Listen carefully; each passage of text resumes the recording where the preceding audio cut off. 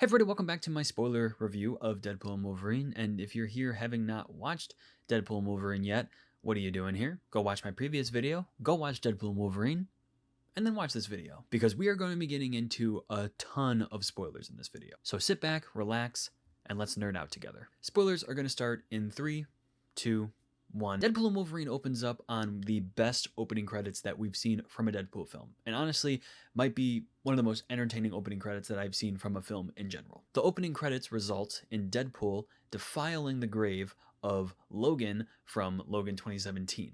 But we would all be stunned when he pulls out the adamantium skeleton of Logan. Pulling him from his resting place, he talks to a very mangled Wolverine. And I'll be honest, what happens next is some of the most that I laughed at this movie. TVA agents come in and Deadpool starts murdering every single one of them by using Logan's dead body. And of course, a lot of gratuitous violence happens, and he uses bones and, ribs to kill these TVA agents, and even uses his head to smash one of their private parts.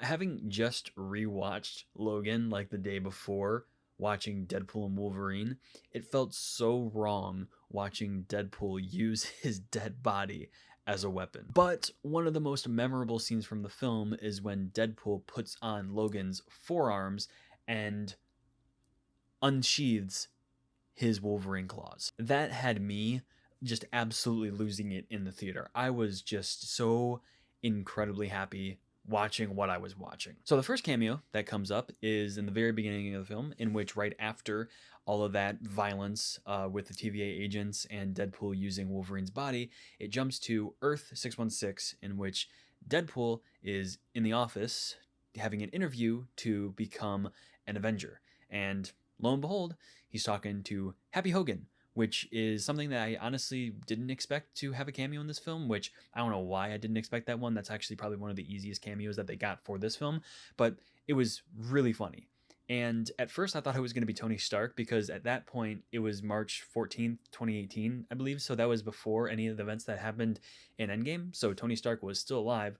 So I was definitely expecting to see Tony Stark, but there were a lot of cool hidden details within that one scene. Just a lot of memorabilia from the older films, and I picked out like every single one of them, and they were just like really, really cool. One of them in the background behind Happy was the weird like art piece from Iron Man 2 that was on Pepper's desk that Tony was really annoyed of. So that was a little cool callback to Iron Man 2. There was also another callback to Iron Man 2 in which when Deadpool is on his way out and gives Happy an awkward hug goodbye, there's on this desk is the Iron Man suit. That it was the Iron Man suitcase, which cinematically is a very awesome suit, but practically probably wasn't the best suit that Tony made. One of the more obvious Easter eggs in this scene was the Captain America shield that has made an appearance in a couple of other MCU films, mainly Iron Man 2, in which Tony Stark used it to prop up his arc reactor machine in like a mockery towards Captain America, because they've always had that sort of just like bickering attitude between each other. And Tony Stark's father, Howard Stark, always had that love for Captain America, which is why he has that sort of resentment towards him. One Easter egg that I feel like a lot of new audience members aren't going to recognize was the bigger Iron Man helmet that was on the desk right in front of the picture from Endgame, which was the picture with Tony Stark and Tom Holland, which Tom Holland was actually blacked out in this movie, which was probably because Tom Holland would need to get some residuals from that, so they just avoided that completely. But the helmet was actually the helmet that Peter wore in Iron Man 2, because as we know, it was confirmed that that little boy that Tony Stark saved at the end of Iron Man 2 was actually a little Peter Parker. And that was the helmet that that kid wore. Don't know how they got it, because there is no moment throughout the MCU that Tony had picked it up. I'm just not realizing that there are so many Iron Man 2 references in that one scene. However, there was an Easter egg from Avengers Age of Ultron in which one of the henchmen's heads makes an appearance on that shelf with the Iron Man suitcase. Of course, another obvious one that they have a literal shot dedicated to it is the proof that Tony Stark has a heart, and it's his arc reactor that made an appearance in Iron Man 1 and Avengers Endgame, which was just kind of a MacGuffin and one of the bigger symbolisms in the MCU. Let's move on from this and go on to some more spoilers. Now, if we fast forward a little bit past like the birthday scene with Wade and his friends and the TVA agents taking him, we were actually brought to a funny scene with Wade and Paradox, in which Paradox accidentally shows him a clip from his distant future in which he's dying in Thor's arms. So I feel like that's setting up a future moment in the MCU. Throughout the movie, Deadpool makes jokes towards Kevin Feige, Disney, and just the overall quality of the recent films in the MCU, and all of the jokes are so hilariously timed and just so funny. If we fast forward just a little bit past the Predator dressing Deadpool, we are taken to a montage of Deadpool looking for a good enough Wolverine to help him save his family. But before we get to the Wolverine that we see throughout the rest of the movie, let's talk about some of the fun cameos. Now, don't get your hearts broken when you're not going to see Daniel Radcliffe or Taron Egerton as a Wolverine variant, but Henry Cavill fans are sure going to be eaten well, because we do in fact get a Henry Cavill Wolverine cameo. And honestly, not a second of that was wasted. Deadpool took a jab at DC for how they handled Henry Cavill in that universe, and it was really funny. But besides the Henry Cavill cameo, we did get to see quite a few Hugh Jackman Wolverine variants. The first one was a really funny comic book accurate Wolverine in which he's like 4'10",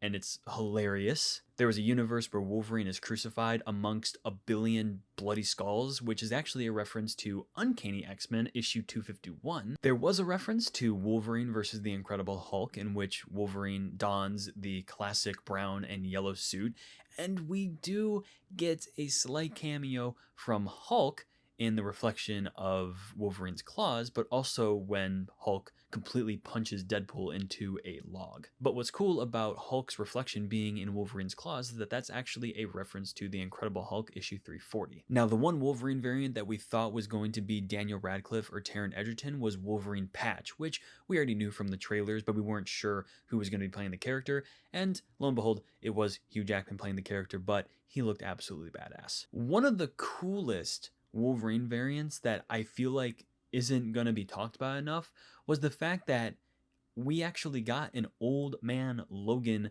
Wolverine variant in this film. It was very quick. He just pulls out a shotgun and just shoots a hole through Deadpool's body, but it was so cool. Hugh Jackman looked amazing as Old Man Logan. Now, if you know the graphic novel of Old Man Logan, that one consists of Hulk and his family. So if we ever one day get a I know we have an Old Man Logan 2017, but if we get an actual adaptation of Old Man Logan from the graphic novel and Hugh Jackman plays Wolverine, oh my gosh. And then we get one more Wolverine variant from the Age of Apocalypse comic book run. And then we get to the Wolverine variant that we see throughout the rest of the film. A joke that Deadpool makes in the film was not laughed at enough by my audience in my theater. The joke was after Wolverine had passed out from drinking that whole entire bottle of booze. Deadpool lifts his shirt up to see like the suit, and then he looks at the camera and says, "That only took 20 fucking years." I absolutely died at that line, and I don't think people understand what that joke meant, because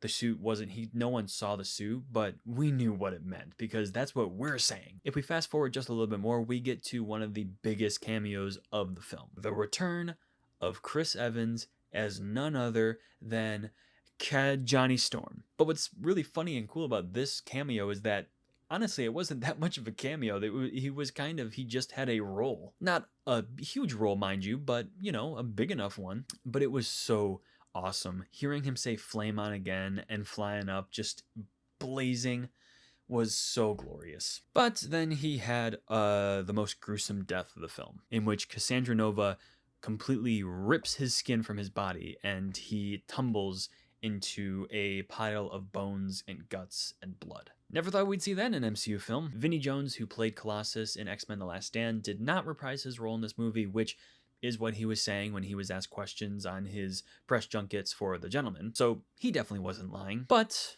Daphne Keane was, but the trailer ruined that hype because no one had the correct reaction in the theater. I definitely did, but then I had to quiet myself because I felt like I was crazy for having that big of a reaction. But in that scene with Laura, we do have 3 huge cameos. The first one that was confirmed a while back was Jennifer Garner's return as Elektra. The next cameo that made me absolutely lose my mind when it happened because I was not expecting it at all was the return of Wesley Snipes as Blade. He had been retired for so many years and he came back for this. I mean, I know Disney money is kind of insane, so I feel like anyone would, but I don't know. Seeing him felt just insanely weird, but also so awesome. Without question, probably the coolest cameo was Channing Tatum as Gambit. So if you don't know, in the 2010s, Channing Tatum was actually supposed to star as Gambit in a solo Gambit film, but that never came to fruition because it was just stuck in production hell. But what's so sad about that is that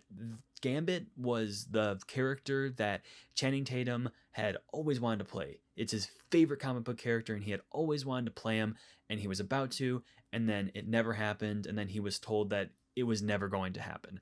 So being able to see him play as Gambit in this film was awesome. Now, his jokes were mainly taking jabs at Channing Tatum for not ever being able to play the character of Gambit, but they were all insanely funny. Now, one joke that happens in this scene that honestly I was really shocked to actually hear that from an MCU film was when Deadpool was talking to Blade and said, "I thought you were retired."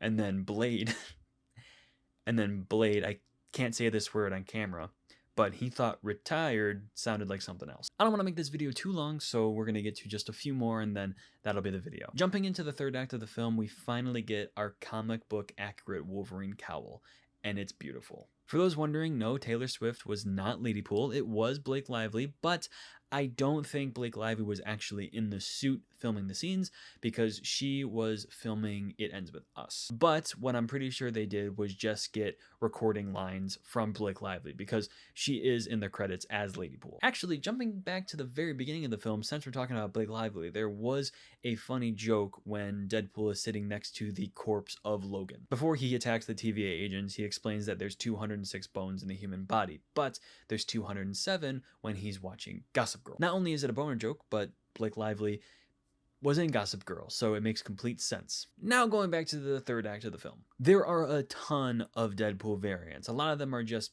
classic Deadpool, like the look, but there are a lot of cool looking Deadpools. One in particular that you kind of have to just like move your eyes around for, but on the very right side, there is a Greatest Showman Deadpool. There's a Samurai Deadpool. There were a couple voice acting, so I don't know who is playing who, but I'm pretty sure there are a couple famous people voicing some of the Deadpool characters, but I'm sure that there were a couple famous people voicing those Deadpools. One of the funnest moments of the film is Peterpool, in which Peter from Deadpool 2 comes out dressed as Deadpool because he's wearing Wade's old uniform from Deadpool 2. What's funny about it is that it's about maybe one size too small, in which his nuts are like this big and they are just like there to see. So I'm going to end the video here, but I love this movie so much. I had a lot of fun talking about it and breaking down some of the Easter eggs and just fun moments that happened in the film.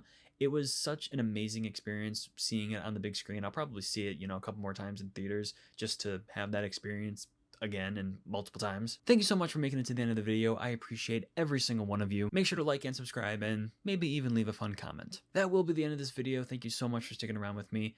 And remember, your movie moment is right around the corner.